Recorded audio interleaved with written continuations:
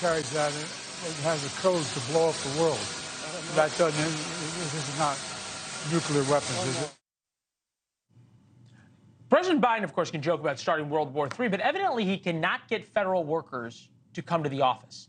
Take a look at this headline from Axios. Scoop inside the Biden White House aggressive back-to-office push. Hans Nichols with some great reporting. White House Chief of Staff Jeff Zients is holding up the Department of Veterans Affairs and U.S. Agency for International Development. Well, they're the first two to hit the benchmark of workers as the poster children of getting folks back to the office. Why? Because those agencies' workers spend 5 out of every 10 days in the office.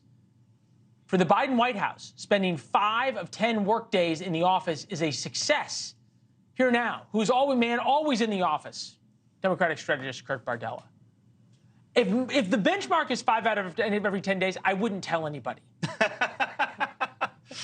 I mean, 50%, that's better than... That's not passing. Do they get half pay? Well, let's be very clear here. Just because you're not physically in the office doesn't mean you're not working. This is what I don't understand, okay? He's the commander-in-chief. Yes. Okay, he is the boss, right? Why doesn't he say, if he wants everybody back in the office, your job is now back in the office, we're ending work from home, come back, or you're fired? Because if they did that, there'd be a mass exodus of the federal government. And that would be a problem? Yes, it would be. Because people still, the federal government still does a lot of stuff that people need day in and day out. That's why when the government shuts down, that freaks everybody out on some level. A lot of the career civil service employees who have gotten used to the remote work life that many Americans have experienced in the post-COVID world, they're not eager to go back to that. And I think their case is, listen, if you want us to go in full time now, like, who's going to help us watch our kids? Who's going to help us with the daycare? Who's going to help us with the logistics? But at the same time, though, we the taxpayers are paying their salary, right? And if you work for any other normal company, they say you're going to have to deal with your child care and everything else as you did before. If you don't want to come to the office, we're not paying you. Well, I think what we're seeing in the private sector, though, is there are a lot of companies who have had to kind of adjust to, again, the workforce now knows what it's like to not have to be in the office from 9 to 5. It's hard to unknow that. Right. That's true, though, for, like, fancy white-collar workers, right? They average federal salaries over $100,000. They get great health care benefits. They do get all these things.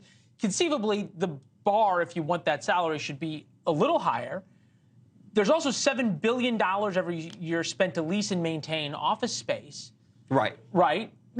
At some point, isn't there a responsibility on President Biden to say, come in? You really think all these people are going to quit their cushy $115,000 a year jobs? No. Well, listen, I think that what we ought to be doing is have less office space. I think that we should be saying, you know what, we're not going to bring everybody back. And I think that this mentality that you need to be in the office 9 to 5 is so archaic and arcane and completely out of step for where most Americans actually are.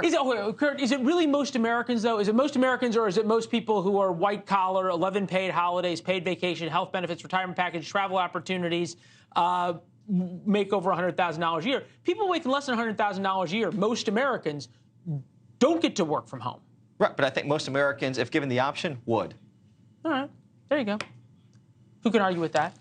Good to see you. You too, brother. All right. Thanks for watching. Go to joinnn.com to find NewsNation on your television provider. And don't forget to click the red subscribe button below to get more of NewsNation's fact-driven, unbiased coverage.